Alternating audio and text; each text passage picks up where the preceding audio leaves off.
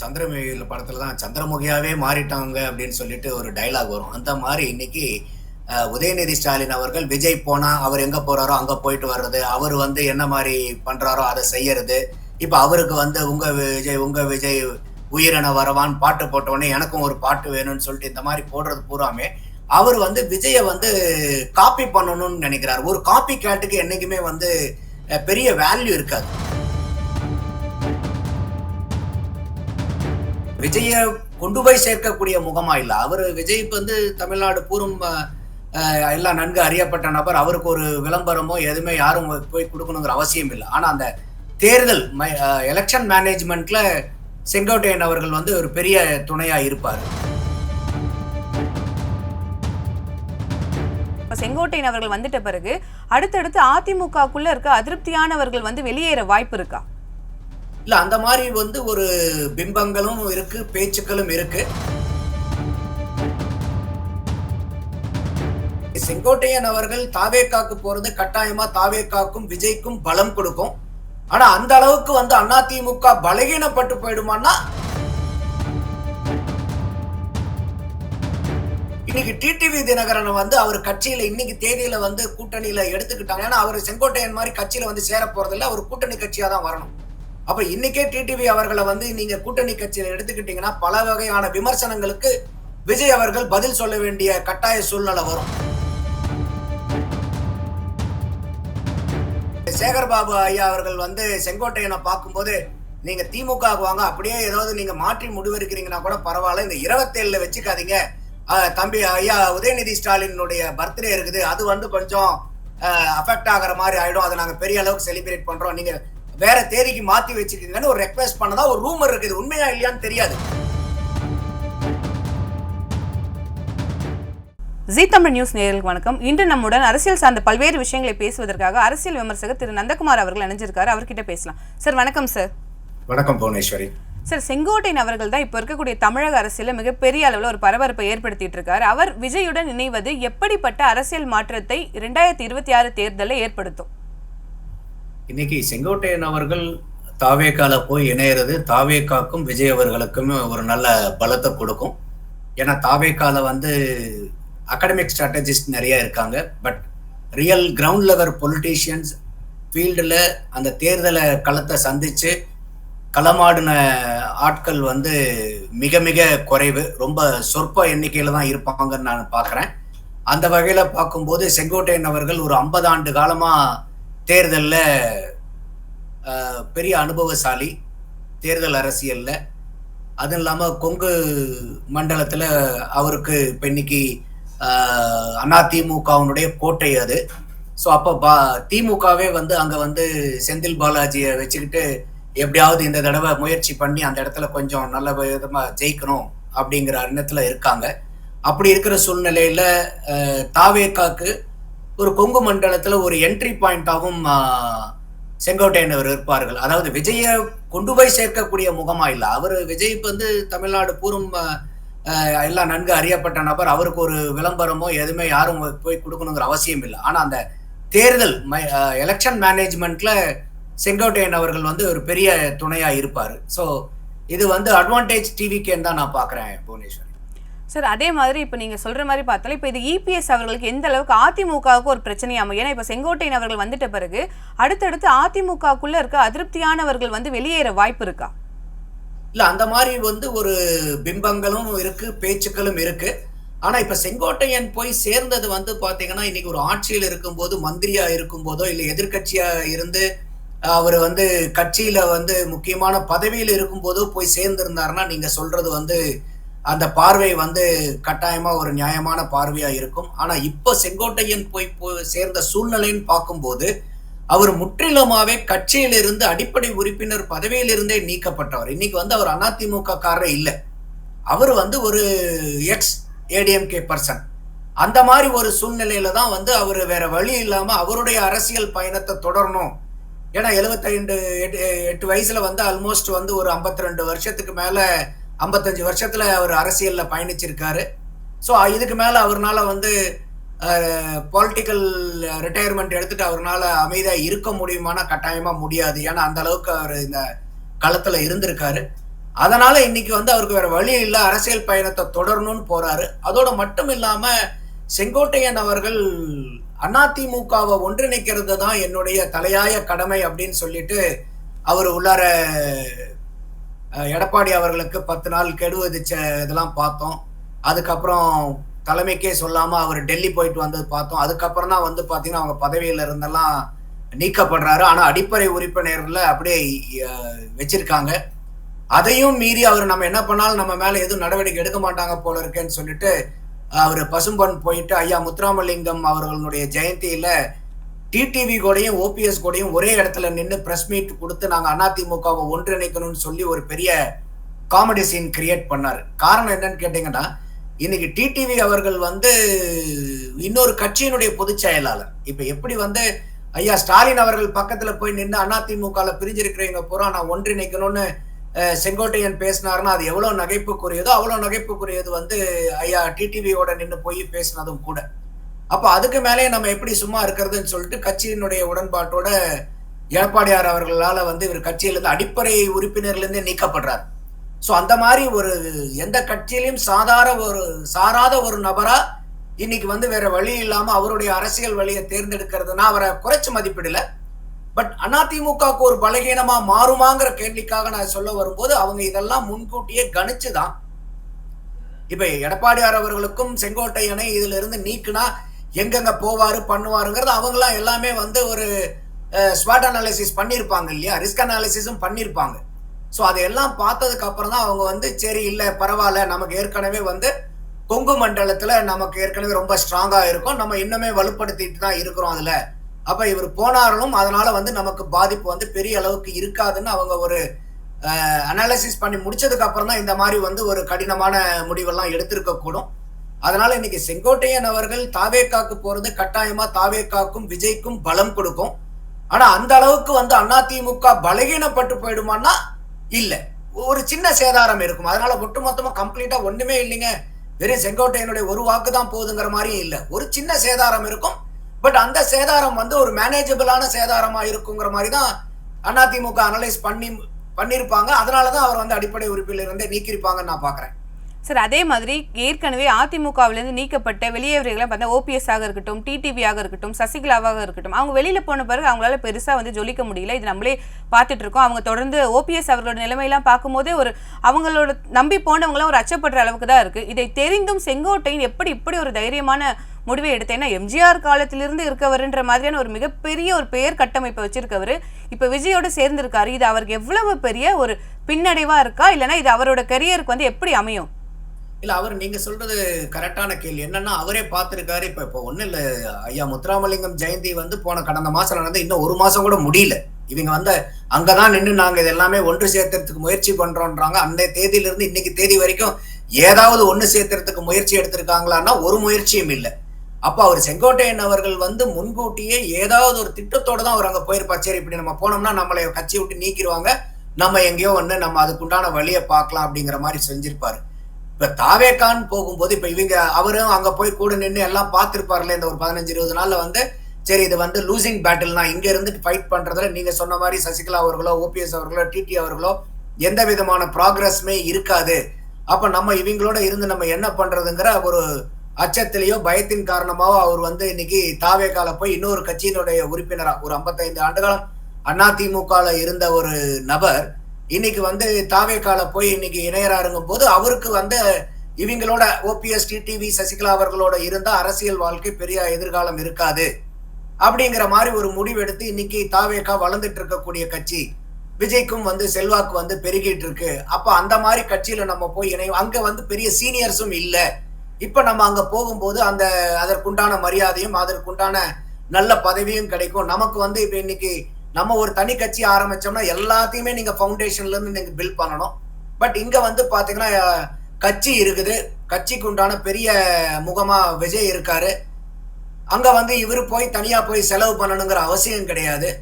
இவர் அந்த இடத்துல இருக்கக்கூடிய கட்சிக்கு இவருடைய அரசியல் அனுபவங்களையும் அரசியல் பாடங்களையும் அவருடைய ஸ்ட்ராட்டஜிஸ் பூரா அங்க போய் கொஞ்சம் ஹெல்ப் பண்ணாருன்னா அவங்களுக்கு ஏதுவா இருக்கும். நமக்கும் வந்து நமக்கு உண்டான அரசியல். ஏன்னா இன்னைக்கு செங்கோட்டையன் அவர்களுக்கு வந்து பல பேர் சொல்றது வந்து 78 வயசு ஆகி போச்சுங்க இனிமேல் என்னன்றாங்க. ஆனா நம்ம அவரை பார்க்கும்போது இன்னைக்கும் அவர் உடல் ரீதியா வந்து ஒரு 55 to 60 வயசு மதிக்கத்தக்க ஆளா தான் இருக்காரு. நல்ல ஆக்டிவா எனர்ஜெட்டிக்கா இருக்காரு. இன்னும் ஸ்ட்ராங்கா ஒரு 10 to 15 இயர்ஸ் வந்து அவரால ஆக்டிவா பணிபுரிய முடியும்னு தான் நான் பார்க்கிறேன். இன்னைக்கு இருக்கக்கூடியதை வச்சு பார்க்கும்போது. அப்ப கட்டாயமா இன்னைக்கு விஜய் கூட இருந்தா நமக்கு வந்து பெரிய அளவுக்கு, ஏன்னா இன்னைக்கு அவரால திமுகவுக்கும் போக முடியாது. திமுகவும் வந்து பல கொக்கிகளை போட்டு பார்த்தாங்க. நேத்து கூட சேகர் பாபு அவர்கள் அப்பாவுடைய அறையிலேயே சந்திச்சிருக்காரு. அதுக்கு முன்னாடியும் சந்திச்சு பேசியிருக்காங்க. ஸ்டாலின் ஐயா அவர்களும் கூப்பிட்டு பேசினதா சொல்லப்படுது. செங்கோட்டையன் அவர்கள் வீட்டுக்கே வந்து திமுக காரங்க போய் பேசினதா சொல்லப்படுது. அப்ப இந்த அளவுக்கு வந்து அவர்களுக்கு திமுக காய் நகர்த்தி கூட அந்த திமுகவினுடைய வலையில சிக்காம டிவிகேல போய் அவர் ஏன்னா இன்னைக்கு இதே வந்து டிஎம்கேல போய் சேர்ந்திருந்தாருன்னா செங்கோட்டையனுக்கு வந்து பயங்கரமான ஒரு அவதூறு பேச்சு தான் வந்திருக்கும். ஏன்னா இத்தனை நாள் நீங்க, ஏன்னா அண்ணா திமுகங்கும் போது நேர் எதிரி திமுக, அந்த திமுக எதிர்த்து தான் அண்ணா திமுக கட்சியே உருவாக்கப்பட்டது. அப்படி இருக்கும்போது நீங்க இன்னைக்கு திமுக பக்கம் போயிருந்தீங்கன்னா பெரிய அளவுக்கு வந்து ஒரு வசைபாடல் செங்கோட்டையனுக்கு கிடைச்சு விழுந்திருக்கும் அவர் மேல. இப்ப தாவேகா புது கட்சிங்கிறனால அவங்க மேல எந்த விதமான குற்றச்சாட்டும் கிடையாது. வளர்ந்துகிட்டு இருக்கக்கூடிய ஒரு கட்சிங்கிறனால இன்னைக்கு செங்கோட்டையன் அங்க போகும்போது அவங்களுக்கும் ஒரு பலம், செங்கோட்டையன் மேலையும் எந்த விதமான ஒரு கரையும் யாரும் இப்ப சொல்ல முடியாத அளவுக்கு அவர் வந்து ஒரு சேஃபான ஒரு கேமா தான் விளையாண்டுருக்காருன்னு நான் பாக்குறேன். சார், அதே மாதிரி இப்ப தாவேகால் அவருக்கு பாத்தீங்கன்னா தாவேகா நிர்வாக குழு தலைமை ஒருங்கிணைப்பாளர் அப்படிங்கிற ஒரு பதவி வழங்கப்பட்டிருக்கு. இந்த பதவி வந்து பவர்ஃபுல்லான பதவி. ஏன்னா தாவேகான்றதே ஒரு புதிய கட்சியின் போது இந்த பதவி எவ்வளவு பவர்ஃபுல்லா செங்கோட்டையனுக்கு அமையலாம்? இல்ல, இது நிர்வாக குழு அது அனௌன்ஸ் பண்ணிட்டாங்களா இப்போ? ஆமா சார், இப்ப பண்ணிருக்காங்க. ஓகே. ஏன்னா நம்ம எதிர்பார்த்தது வந்து எல்லா இடத்துலயும் ரூமர் வந்துட்டு இருந்தது வந்து அமைப்பு செயலாளர் பதவி, இல்ல அமைப்பு பொதுச் செயலாளர், இல்லைன்னா வந்து துணைத் தலைவர், இந்த மாதிரி ஒரு பெரிய பதவியை கொடுப்பாங்கன்னு சொன்னாங்க. இப்ப நிர்வாக குழுவினுடைய தலைவர்னு சொல்லும் போது இப்ப விரிக்கப்பட்ட நிர்வாக குழுங்கிறது ஒரு 28 பேர் எக்ஸ்பேண்ட் பண்ணாங்க இல்லையா? ஆமா சார். சோ அந்த இதுக்கு வந்து ஒரு தலைவரா இருக்குங்கிறது வந்து அந்த அளவுக்கு வந்து என்னுடைய பார்வையில ஒரு பெரிய அளவுக்கு அது பெரிய பொசிஷனா தெரியல. மேபி அது என்னங்கிறது நம்ம இனிமேல் தான் பார்க்கணும். அந்த நிர்வாக குழுவுக்கு வந்து எந்த அளவுக்கு அதிகாரங்கள் கொடுக்கப்பட்டிருக்கு, அவங்களுடைய பைலாஸ் என்ன, அந்த பைலாஸ்ல வந்து ஒவ்வொரு பதவிக்கும் உண்டான சட்டதிட்டங்கள் என்னென்ன, அதனுடைய பவர் என்னென்ன, லிமிடேஷன்ஸ் என்னென்னங்கிறதெல்லாம் நமக்கு இன்னும் தெரியல.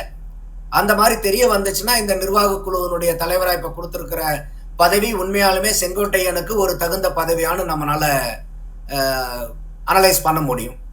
சரி, இப்போ வந்து இவர் செங்கோட்டையன் அவர்கள் போயிட்டு தாவேக்கால இணைஞ்சிருக்காரு. தாவேக்காவை பொறுத்த வரைக்கும் மூத்த அரசியல்வாதிகள்னு பார்க்கும்போது யாருமே அப்படி ஒன்றும் பெரிய ஆட்கள் இல்லை. விஜய்க்குமே வந்து அவருமே புதுசு தான். இப்போ இவருடைய பேச்சு அங்கே ஏற்கனவே கட்சிக்குள்ள உட்கட்சி பூசல் இருக்கு, தொடர்ந்து வந்து ஆதவர்ஜுனாக்கு உள்ள பிரச்சனை இருக்கு, புசி ஆனந்த் இருவருக்கும் பிரச்சனை இருக்குன்னா இருக்கும்போது செங்கோட்டையன் அவர்கள் போயிட்டு அங்கே அவர் பேச்சு எடுபடலில் ஒரு சிக்கல் வருதுன்னும் போது அவர் அரசியல் வாழ்க்கை என்னாகும்? ஒரு கட்டத்தில் அவரால் தொடர முடியாமல் போகிறதுக்கான வாய்ப்புகள் அங்கே இருக்குமா?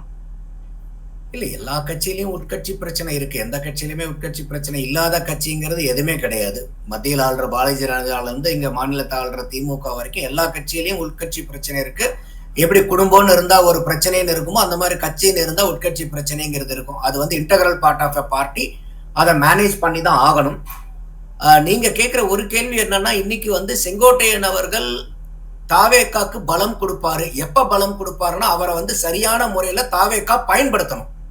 அப்ப அந்த அவரை எந்த அளவுக்கு ஏதுவா பயன்படுத்துறாங்களோ அந்த அளவுக்கு அவர்கிட்ட இருந்து நீங்க எக்ஸ்ட்ராக்ட் பண்ண முடியும். ஏன்னா அவருக்கு வந்து ஒரு 55 ஆண்டு கால கள அரசியல் அனுபவம் இருக்கு. இப்ப அந்த மாதிரி கள அரசியல் அனுபவம் இருக்கிறவங்க அங்க யாருமே கிடையாது, பெரிய அளவுக்கு யாருமே கிடையாது. அங்க பெரிய எலெக்ஷன்ல பார்த்து இப்ப ஆதவர்ஜுனா இருக்காருன்னா கூட 10 வருஷம் அவர் வந்து பேக் அண்ட் ஸ்ட்ராட்டஜிஸ்டா தான் வந்து டிஎம்கேல ஒர்க் பண்ணாரு. 3 வருஷம் விசிகால ஒர்க் பண்ணாரே ஒழிய ஒரு களத்துல போய் நின்று அவங்கனால வந்து எந்தெந்த அரசியல்ல எந்தெந்த தொகுதி எந்தெந்த பூத்து என்ன பிரச்சனை, இந்த மண்டலத்துல என்ன பிரச்சனை, அதாவது தேர்தல் ஒரு ஒட்டுமொத்தமா அரசியல்னு பாக்குறது வேற, எலெக்ஷன்ங்கிறது வேற. ஒரு அரசியல் கட்சியை நடத்துறது வேற, எலெக்ஷன் மேனேஜ்மெண்ட்ங்கிறது வேற. அப்ப அந்த எலெக்ஷன் மேனேஜ்மெண்ட்ல வந்து பெரிய அனுபவசாலி வந்து ஐயா செங்கோட்டையன் அவர்கள். அப்ப அவரை அங்க இருக்கக்கூடிய ஆட்கள் எந்த அளவுக்கு அவருக்கு ஃப்ரீ ஹேண்ட் கொடுக்கணுங்கிறது நம்ம ரொம்ப முக்கியமான ஒண்ணு. அப்ப அவருக்கு ஃப்ரீ ஹேண்ட் கொடுத்து, ஏன்னா ஒரு ஃபீட்பேக் மெக்கானிசம்ங்கிறது வேணும். அப்ப இன்னைக்கு வந்து பிரச்சனை என்ன நான் பாக்குறேன் அப்படின்னாக்கா, தாவேக்காவை விட்டு வெளியே இருக்கிறவங்க எல்லாமே வந்து தாவேக்காவை ரொம்பவே வந்து அண்டர் எஸ்டிமேட் பண்றாங்க. அதுவும் மிக தவறு. தாவேக்கால அவரை சுத்தி இருக்கிறவங்க எல்லாமே ரொம்ப ஓவர் எஸ்டிமேட் பண்றாங்க. அதுவும் தவறு. இந்த ஓவர் எஸ்டிமேஷனுக்கும் அண்டர் எஸ்டிமேஷனுக்கும் நடுவுல தான் அந்த ரியாலிட்டி இருக்கு. அப்ப அந்த ரியாலிட்டிய எக்கோ பண்ணக்கூடியவர், அந்த ரியாலிட்டிய ரிஃப்ளெக்ட் பண்ணக்கூடிய ஆளா வந்து செங்கோட்டையன் அவர்கள் இருப்பாரு. காரணம் என்னன்னா, அவருக்கு வந்து கள அரசியல், யதார்த்த அரசியல், தேர்தல் அரசியல் வந்து பெரிய அனுபவசாலி அவரு. அப்ப இந்த மாதிரி இருக்கக்கூடிய இந்த ஃபீட்பேக்க ரிஃப்ளெக்ட் பண்ணி அந்த தலைமை கிட்ட கொண்டு போய் சேர்த்துற அளவுக்கு அவருக்கு ஃப்ரீ ஹேண்ட் இருக்கணும், ஃப்ரீ ஆக்சசபிலிட்டி இருக்கணும். விஜய் அவர்கள் கூட நேரடி அவருக்கு வந்து அந்த தொடர்பு இருக்கணும். இவர் வந்து ஒரு செயின் ஆஃப் கமாண்ட் மாதிரி நீங்க இந்த ரூட்ல வாங்க அப்படிங்கிற எல்லாத்தையும் இந்த ஹைரார்கி மூலியம் பார்த்தா நீங்க விஜயை வந்து நீங்க சந்திக்கணும்னா அது உள்ளபடியே செங்கோட்டையன் அவர்களை வந்து அவங்களால சரியா பயன்படுத்த முடியாம போயிடும். விஜய் அவர்களும் செங்கோட்டையன் அவர்களும் நேரடி தொடர்புல 24/7 இருக்கிற அளவுக்கு அவங்களுடைய அந்த ஹைரார்கி லெவல வந்து அவங்க செட் பண்ணாங்கன்னா கட்டாயமா செங்கோட்டையனால ஒரு பெரிய அனுகூலத்தை வந்து விஜய் அவர்களுக்கும் தாவேக்காக்கும் கொடுக்க முடியுங்கிறது என்னுடைய பார்வை புவனேஸ்வரி. சார், அதே மாதிரி டிடிவி தினகரன் அவர்கள் வந்து ஒரு விஷயத்தை சொல்லியிருக்காரு. மூன்றாவது பெரிய அணி வந்து தமிழகத்துல வந்து 2026 தேர்தலில் அமைய வாய்ப்பு இருக்குன்னு. ஏற்கனவே திமுக அதிமுகன்றதே மிகவும் பலம் படைத்த 2 கட்சிகள் இருக்கும்போது மூன்றாவது கட்சிக்கு வாய்ப்பு இருக்கா? ஏன்னா வந்து மத்திய அரசை எதிர்த்து வந்து பாஜகவை எதிர்த்து இதே மாதிரி மூன்றாவது அணி உருவாகும்னு சொன்னாங்க. ஆனா அப்படி ஒரு விஷயம் நடக்கல. அது தெரிந்தும் டிடிவி தினகரன் இப்படி ஒரு விஷயத்தை முன் வச்சிருக்காரு. இதுக்கு எந்த அளவுக்கு சாத்தியக்கூறுகள் இருக்கு? இல்ல, டிடிவி தினகரன் அவர் சொல்றது வந்து என்டிஏவை விட்டு வெளியே வரும்போது என்டிஏக்கு எப்படியாவது வந்து ஒரு நெருக்கடி ஏற்படுத்தணும். ஏன்னா அவருடைய எண்ணம் என்னன்னா, எடப்பாடியாரனுடைய சிஎம் கேண்டிடேச்சரை வந்து நான் ஏத்துக்க மாட்டேன், அதை வந்து நீங்க மாத்தணுங்கும் போது இன்னைக்கு அவரு தான், அதிமுக தான் இன்னைக்கு பிரதான கட்சி அந்த என்டிஏவில். இவரு டிடிவி அவர்களுக்கு வந்து சட்டமன்றத்துல 2.6% இருந்துச்சு, பாராளுமன்றத்துல 0.9%, 1% கீழே தான். அப்போ வந்து இன்னைக்கு டிடிவி அவர்கள் சொல்றதை கேட்டுட்டு இன்னைக்கு சட்டமன்ற தேர்தலில் வந்து 34% வாங்கினவங்களையும் பாராளுமன்ற தேர்தலில் 23% வாங்கின கட்சியும் தலைமையும் அவங்க நிர்ணயிக்க முடியாது. அது டிடிவிக்கு தெரியும். இருந்தாலும் அவர் வந்து ஒரு ஏதாவது ஒரு வகையில பிரஷர் கொடுக்கணும், நமக்கு உண்டான ஒரு முக்கியத்துவத்தை எடுக்கணுங்கிறதுக்காக பண்றாரு.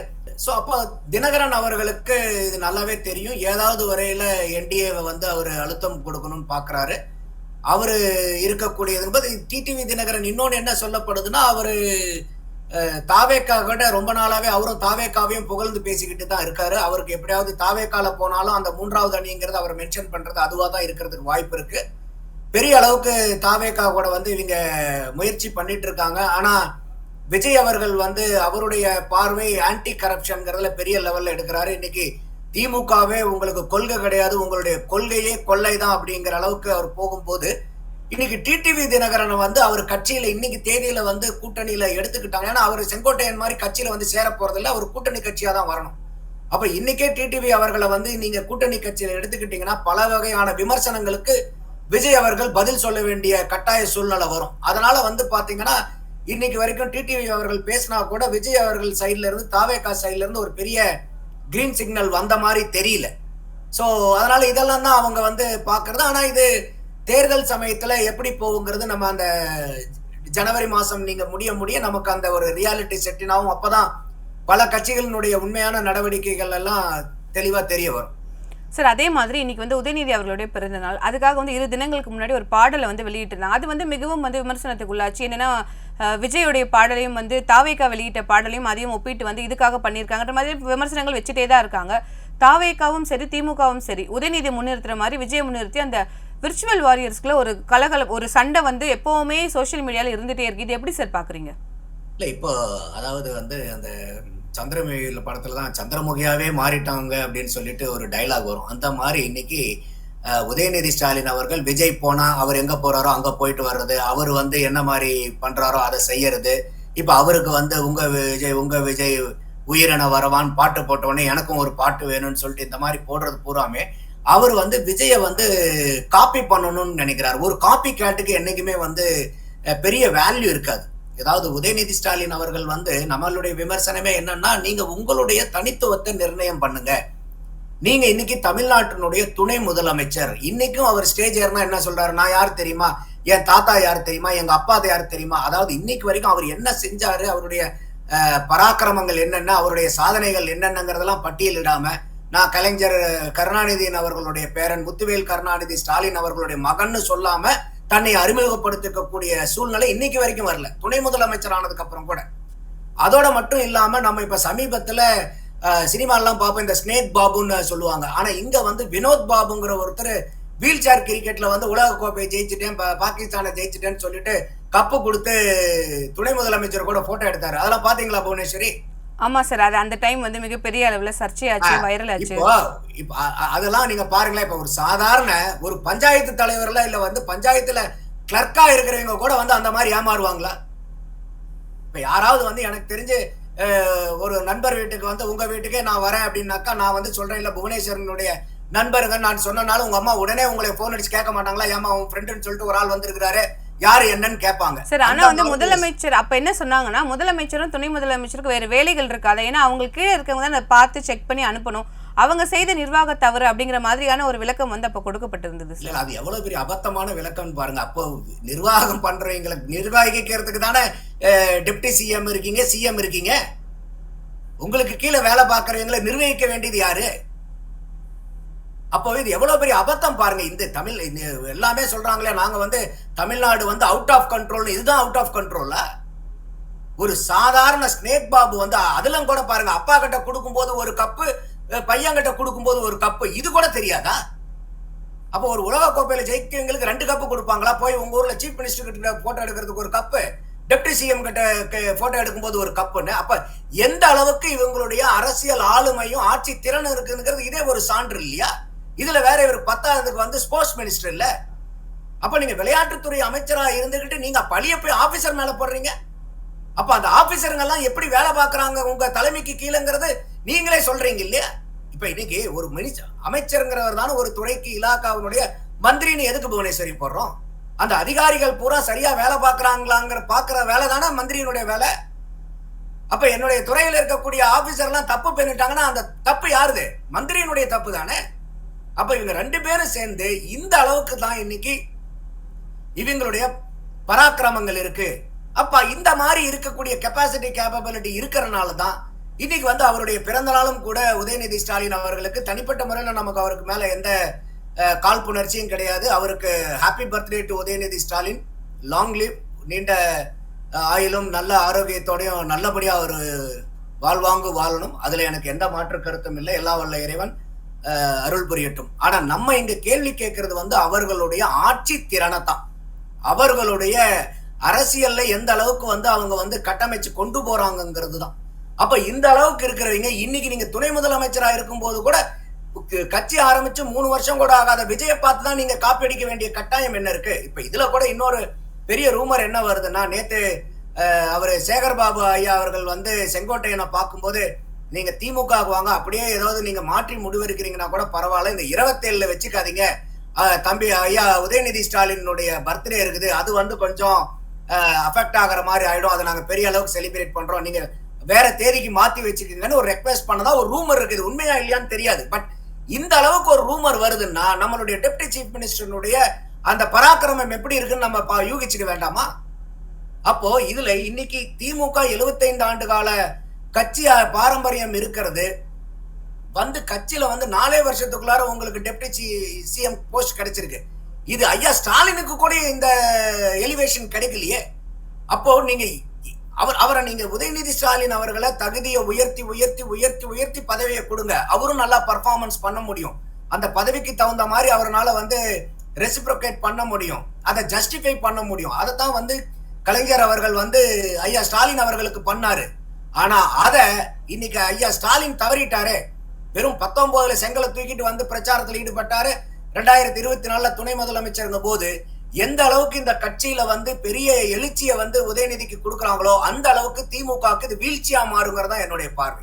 சார் இப்போ வந்து 2026 தேர்தலை பொறுத்த வரைக்கும் உதயநிதி வெர்சஸ் விஜய் அப்படிங்கிற மாதிரியான ஒரு விஷயம் வந்து ரொம்ப இதுவாகவே போயிட்டு தான் இருக்கு. இது வந்து எப்படி வந்து அமையும் சார்? உதயநிதிக்கு எந்த அளவுக்கு இது ஒரு பிளஸ்? நீங்க சொல்ற மாதிரி அவர் ஏற்கனவே துணை முதலமைச்சராக இருக்காரு, விஜய் இப்போதான் அரசியல் காலத்துக்கு புதுசாக வந்திருக்காரு. இந்த இருவருடைய போட்டி ஆரோக்கியமா இருக்குமா, இல்லை இது யாருக்கு வந்து ஒரு பின்னடைவை வந்து ஏற்படுத்தும்? இல்ல இப்ப இன்னைக்கு இருக்கக்கூடிய தேதியில வந்து நீங்க உதயநிதி ஸ்டாலினை வந்து முன்னிலைப்படுத்தி தேர்தலை சந்திச்சாங்கன்னா அது எதிர்க்கட்சிகளுக்கு ரொம்ப ரொம்ப சாதகமா போகும். ஏன்னா இதெல்லாம் நான் இப்பதான் உங்களுக்கு அந்த சான்றுகள் எல்லாம் கொடுத்தேன். எந்த அளவுக்கு வந்து உதயநிதி அவர்களுடைய பராக்கிரமங்கள்லாம் இருக்குது அப்படின்னு சொல்லிட்டு. அப்ப இன்னைக்கு வந்து ஸ்டாலின் ஐயா அவர்களை முன்னிறுத்தாம வந்து உதயநிதி தான். ஏன்னா இப்ப இப்ப எல்லாமே எல்லா இடத்துலயுமே உதயநிதி ஐயாவை தான் அப்படியே தள்ளிக்கிட்டே இருக்காங்க. எல்லா இடத்துலயும் புஷ் பண்ணிட்டு இருக்காங்க. ஒரு மழை பெஞ்சிருக்கா உடனே நீங்க ஓடுங்க, உடனே ஒரு கேமரா. இன்னைக்கு வந்து கரூர்ல ஸ்டாம்பீடா உடனே வாங்க, துபாயில இருந்து வாங்க. சரி வந்தீங்க, துபாயில இருந்து வந்ததுக்கு அப்புறம் திருப்பி எங்க போனீங்க? திருப்பி மறுபடியும் துபாய்க்கே போனீங்க. டெல்டாவில் ஒரு பிரச்சனையா உடனே போங்க, நீங்க போங்க, உடனே அங்க கேமரா. அங்க போய் என்ன பண்றாரு? இல்ல இல்ல எந்த உழவருமே வந்து எங்களுக்கு கம்ப்ளைண்டே கொடுக்கலன்னு அந்த அம்மா போய் பேசுறாங்கன்னு சொல்லி இவர் பேசின உடனே அங்க பெரிய சலசலப்பு, பெரிய அதிருப்தி வந்து டெல்டா விவசாயிகள் மத்தியில ஏற்படுத்திட்டு வந்தாரு உதயநிதி ஸ்டாலின். டெல்டா வந்து கடந்த தேர்தலை வச்சு பார்க்கும்போது திமுகவுடைய கோட்டை. அங்க இருக்கக்கூடிய 46 சீட்ல ஆல்மோஸ்ட் 40 சீட்டு வந்து டிஎம்கே தான் ஜெயிச்சிருக்குது. அந்த பெரிய கோட்டையிலேயே போய் இவர் வந்து பேச தெரியாம பேசி பிரச்சனையை உண்டு பண்ணிட்டு வந்திருக்காரு. அப்ப இந்த மாதிரி இருக்கும்போது எல்லா இடத்துலயுமே இப்ப அமைச்சர் பெருமக்கள் வேற எந்த அமைச்சர் பெருமக்களையாவது அவங்க வந்து ப்ரொஜெக்ட் பண்றாங்களா? எந்த பிரச்சனையா இருந்தாலும் எதா இருந்தாலும் அங்க போய் நின்று காட்சி கொடுக்கறது வந்து உதயநிதி ஸ்டாலின் அவர்கள் தான். அப்ப அந்த அளவுக்கு வந்து இவங்க உதயநிதி அவர்களை ப்ரொஜெக்ட் பண்ண அவர் அதுக்கு உண்டான கெப்பாசிட்டி கேப்பபிலிட்டியை வந்து என்ஹான்ஸ் பண்ணிக்காத வரைக்கும் இது எதிர்கட்சிகளுக்கு பெரிய அட்வான்டேஜா முடியும். இப்போ உதயநிதியை வந்து நீங்க மெயினா நிறுத்த இன்னைக்கு வந்து அது எடப்பாடி அவர்களுக்கும் அட்வான்டேஜா மாறும், விஜய் அவர்களுக்கும் அட்வான்டேஜா மாறும் தான் நான் பாக்குறேன்.